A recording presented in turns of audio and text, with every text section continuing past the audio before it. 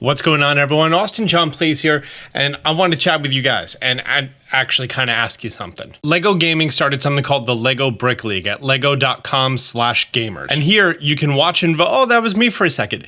Here you can watch and vote for your favorite person to address the challenges that there are. Here in Challenge 3, there's 14 of us. I'm right here in the middle. I explained the challenge very well. Also, the challenge isn't really listed anywhere other than the idea of what kind of Minecrafter are you. And if you watched my Minecraft series, then you have a very good idea on what my idea is. Take a look at my video. I think it's fantastic. It came out great. And then after you take a look, you can come on here and you can vote for your favorite, which should be me, Austin, because you're my favorite. The rest of the video is also going to be my submission, so be sure to check it out on lego.com/gamers. Vote for me over there.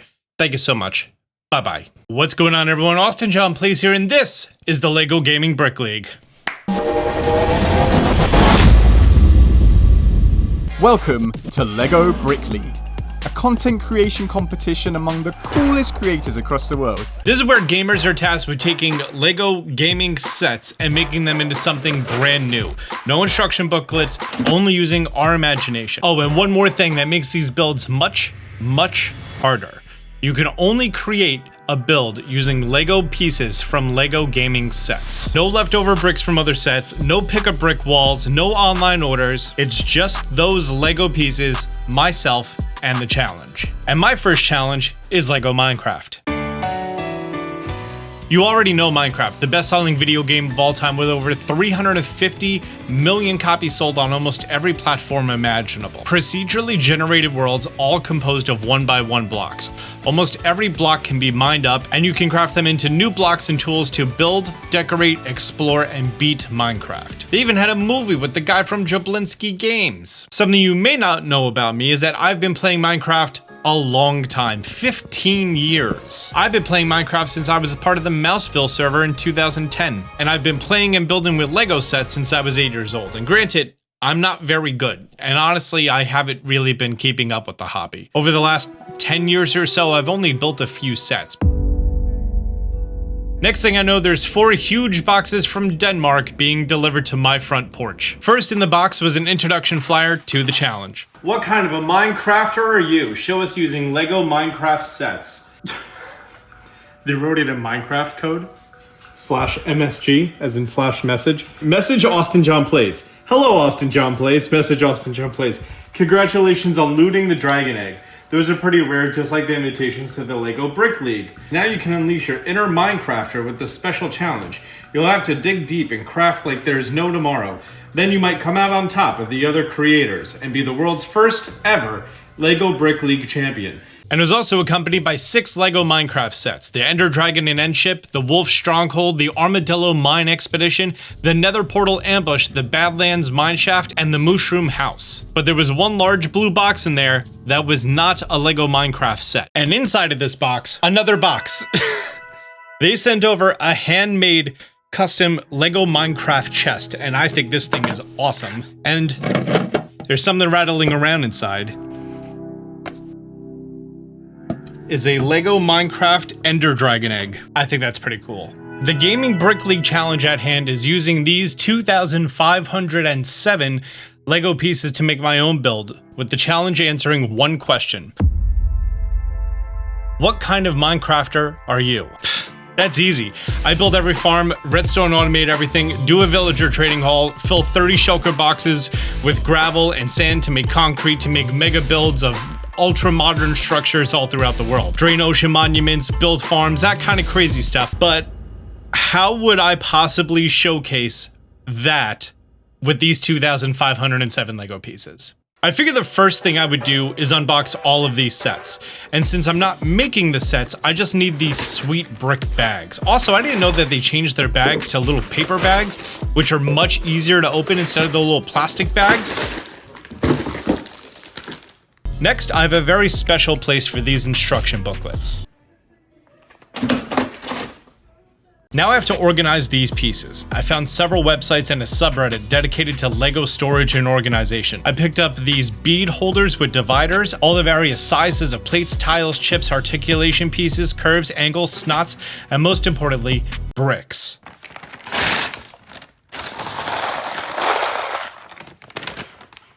That was 3.5 hours of this. And I'm finally done. This is sorting every single brick from all of those sets down to their individual sizes and functions. I then sat and thought about what I wanted to build. I wanted to showcase how I enjoy using redstone to automate farms, like using a hopper to collect chicken eggs from 24 chickens, that way there's no entity cramming, into a dispenser to a redstone circuit, and then I use a comparator to read the contents of the dispenser to then send out a redstone signal that goes in through a repeater into the dispenser to send out all of the eggs that the chickens are hatching, and then it's gonna landing on top of a half slab on top of a hopper that goes inside of a chest. The chickens are going to be directly underneath the lava source, and then when they grow up they become larger, and then they're set ablaze, and then they drop cooked chicken. And that's the kind of stuff that I like to build in Minecraft. But alas, I don't have a chicken or an egg. I also realized that I didn't have any other passive mobs that I would make farms with, like pigs or cows or sheep or anything that you would just, you know, get food and resources with at the beginning of the game, except for mushrooms, and using mushrooms for that is kind of unrealistic. Listen to me, talking about unrealistic in terms of using Lego bricks for Minecraft farms, and now using a black screen to provide secondary commentary like some kind of British hermit crafter. So I was stuck. And then I remembered that Lego has given me a very powerful tool. Not that. Every game is more fun in multiplayer. That's why we've asked some of the most talented Lego builders we know to give you an inspiration buff. An AFOL, an adult fan of Lego. And not just any fan, they linked me up with Michelle, a DIY master, Lego fanatic. You might remember Michelle from US Season 3 of Lego Masters. We set up a video chat, we kicked around some ideas based on the amount of bricks that I have, what type of bricks that I have, what scale I want to build things with, and most importantly, to not be afraid to pivot. I realized something. Something that I was doing wrong this entire time. I was thinking about this build all wrong. It's not about the Lego bricks that I have or don't have. It's about the Minecraft blocks that I do have. I did what I do best. I researched. I looked up videos online of more than the 130 Lego Minecraft sets that exist. I read over instruction manuals, yes, the ones that were in the recycling bin. I thought about all the blocks that I have as if it was a whole bunch of double chests on an open field, and I realized that this isn't a post-game mega amount of blocks that I have. It also wasn't like an early game first week of the world amount of blocks either. It was something in between. My build is a mid-game transition to end-game base. The kind of base that you have after about 8 hours of playing that you just put more and more stuff into, and then you realize that you're outgrowing it and you need to build something bigger. But that's the beauty of Minecraft. Whenever you need more room, you just build more room. My build is going to be a reflection of that. It's a mid-game condensed treehouse with simple farms. I explored a bit, brought back some useful things, went to the nether, went to the end, defeated the end dragon, got my first elytra and my shulker chest, and now I'm ready to start gathering materials to expand my base. Yes, I do all that in about the first 8 hours. Why a treehouse? I don't want to spend all my time mining up coal and then all my coal making torches and then all my torches going to just spawn proofing hostile mobs. That way they're not going to blow up part of my base. Instead, if my build is in the air, they can't get me. And if my house part is larger than the tree trunk part, then spiders can't get me. And if there's a canopy covering the rooftop, then phantoms can't get me. I'm good. I started off with the base of a tree, and this isn't a simple Minecraft tree that's 1 block by 1 block. It's an old, sturdy, supporting tree. I picked my block palette. I have dark orange, sand yellow, brown, reddish brown, and dark brown, so these bricks can represent the various wood types and block variations that I would use in a build like this. Oh, and of course the core of the tree is purple block because nobody builds with purple block. It's gross. I then built the trunk of the tree and started expanding out to provide a base for where the house portion is. This is where I ran into another problem. This build was not strong enough, so I had to take the entire thing apart and come up with a more sturdy base. So this base is much sturdier, it's solid, it's purple and netherrack. I then built it back up, added walls, added glass windows, a bed, crafting bench, furnace, and I stack my chests. That way I could stand with my character in one place, look at the chest, look at the crafting bench. That way I'm not running around back and forth, wasting time. You'll also notice that there's a bunch of mob heads stuck on the wall.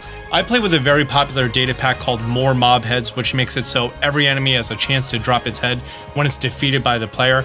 and I like to consider these my trophies or my levels of progression throughout the world. And the canopy isn't the same one boring leaf block. I would use a varied palette of different leaf types, and so I'm using a varied palette of different blocks. Green, lime green, dark green, bright green, and then I even use some olive green plates to act as mossy carpet. I grabbed some various lengths of green plates to use them as vines by putting them back and forth.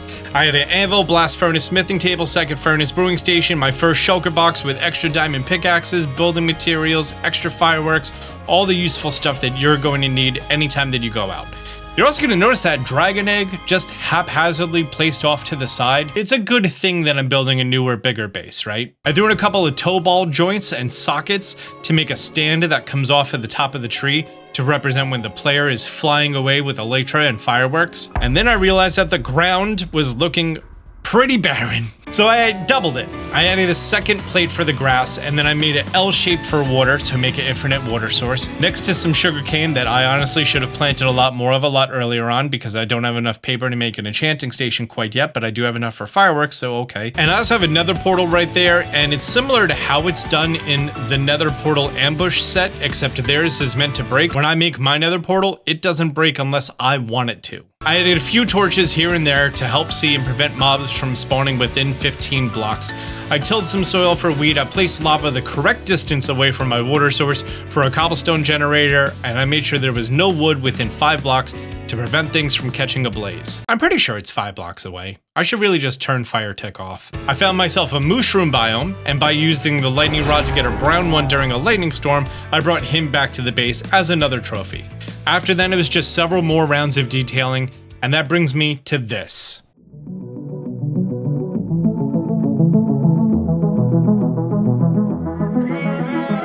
When I was building this, I thought in blocks, not bricks. Like I'm going to place this stone block here and this cobblestone brick here for texture, and once I shifted my mindset to what I know, what I've played for thousands of hours over the last 15 years, the build was easier, more detailed, and a build that I'm proud of. A mid-game base that I'm desperately outgrowing with simple farms and trophies of my journey so far, with many more ahead. And it's missing just one thing. Me. This is a minifig I had made that is a one-to-one of my skin in Minecraft, and this makes it truly me and my base in Minecraft, using my rockets and elytra to fly off to other biomes and gather more resources for bigger and better things. Oh, and of course I forgot my shulker chest right in the house over there. Very important things, like I usually forget and leave it behind me. So that is my submission for this week's Global Gaming Brick League Lego Minecraft Challenge. What kind of player am I? Thank you so much for being here. Till next week, Austin John out. This is where gamers are tasked with taking Lego gaming